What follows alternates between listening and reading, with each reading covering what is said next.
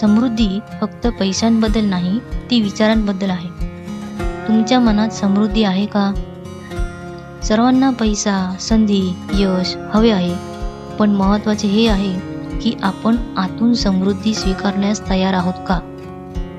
लेखिका Lewis L हे सांगतात, प्रॉस्पेरिटी म्हणजे फक्त पैशांची संख्या नाही, तर ती आहे संधी, आनंद, आरोग्य, प्रेम आणि समाधान. जर फक्त पैशाला समृद्धी मानलं तर तिचं महत्त्व कमी होतं.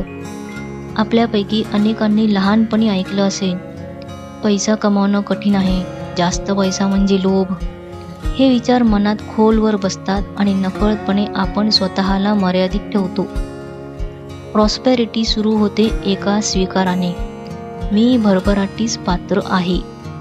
जेव्हा आपण स्वतःला कमी लेखतो तेव्हा संधीही कमी होते. सेल्फ वर्थ वाढली की समृद्धी येते. लेखिका लुईस एल हे सांगतात, पैसा आणि संधी हे ऊर्जा आहे. जर तुम्ही देण्यास तयार नसाल तर घेणंही कठीण होतं.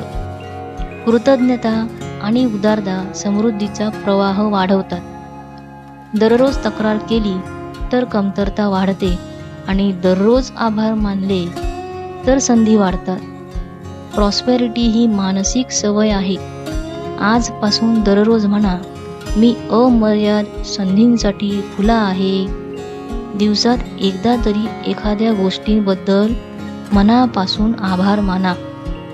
पैशाबद्दल नकारात्मक वाक्य ऐकले तर मनात सकारात्मक वाक्य बोला.